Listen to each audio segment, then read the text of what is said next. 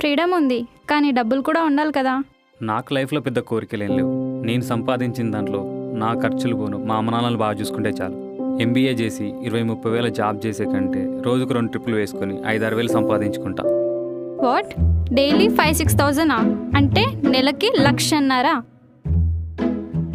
నేను రోజు పని చేయను, కానీ నెలకు 1,00,000 రూపాయలు సంపాదిస్తా. ఏమైంది? ఏం లేదు సార్. సారా? హా, మా సార్ సాలరీ నీ salary same, so you my sir. వాట తాగడం అయిపోయిందా? వెళ్దామా? అయిపోయింది, కానీ నాకు బాగా ఆకలిస్తుంది. ఏమైనా తిందామా? ఓకే, నాకు తెలిసిన దగ్గరే ఉంది, వెళ్దాం.